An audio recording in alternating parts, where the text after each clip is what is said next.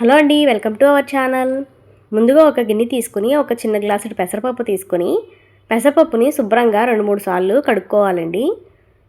ఇప్పుడు 2 గ్లాసులు వాటర్ పోసుకొని పెసరపప్పుని ఒక అరగంట పాటు బాగా నాననివ్వాలి. టైం ఉంటే గనక ఒక గంట అయినా నానబెట్టుకోవచ్చండి. టైం లేనప్పుడు ఒక అరగంట నానితే సరిపోతుంది. ఇప్పుడు కట్టు చేసుకోవడం కోసం ఒక కుక్కర్ తీసుకొని దాంట్లో నీళ్లు లేకుండా పెసరపప్పు మాత్రమే తీసుకుని మనం ఏ గ్లాస్తో అయితే పెసరపప్పు తీసుకున్నామో అదే గ్లాస్తో 2 గ్లాసులు వాటర్ పోసుకోవాలి. ఒక 2 పచ్చిమిరపకాయలు, అలాగే ఒక ఉల్లిపాయ చిన్న ముక్కలుగా కట్ చేసుకుని వేసుకోవాలి. అలాగే ఒక పావు స్పూన్ అంత పసుపు, కారం ఒక అర స్పూను, ఉప్పు రుచికి సరిపడా వేసుకొని కుక్కర్ మూత పెట్టుకుని మీడియం ఫ్లేమ్లో ఒక 3 విజిల్స్ రానివ్వాలి. విజిల్స్ వచ్చిన తర్వాత ఆవిరంతా పోయేంత వరకు చల్లారనివ్వాలి. ఆవిరంతా పోయిన తర్వాత మూత తీసుకుని పప్పునంతా ఒకసారి బాగా మెదుపుకోవాలి. పప్పు మెత్తగా మెదుపుకోకూడదు, కొంచెం బరకగా ఉండేలా చూసుకోవాలి. బరకగా ఉంటేనే పెసరకట్టు చాలా బాగుంటుంది.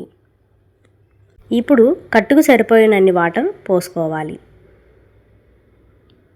ఒకసారి అంతా బాగా కలుపుకొని ఉప్పు సరిపోయిందో లేదో అడ్జస్ట్ చేసుకోవాలండి.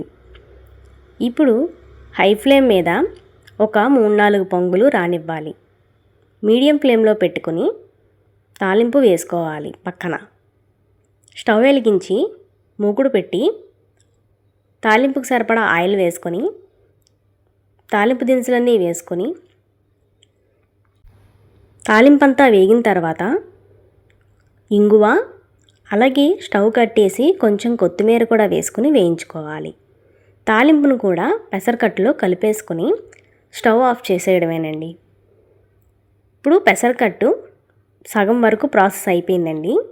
ఇంకా పావు వంతు ఉంది, ముప్పావు వంతు అయిపోయింది, ఇంకా పావు వంతు ఉంది. ఇప్పుడు ఇది కొంచెం చల్లారనివ్వాలి. మీరు తినే పులుపుని బట్టి ఒక నిమ్మకాయ అయితే ఒక నిమ్మకాయ, లేదంటే 2 నిమ్మకాయల రసాన్ని పిండుకోవాలి. నాకైతే ఒక నిమ్మకాయ, పెద్ద నిమ్మకాయ సరిపోయింది. నిమ్మకాయ రసాన్ని కట్టులో కలుపుకున్న తర్వాత ఒకసారి అంతా బాగా కలుపుకొని ఉప్పు సరిపోయిందో లేదో అడ్జస్ట్ చేసుకోవచ్చు.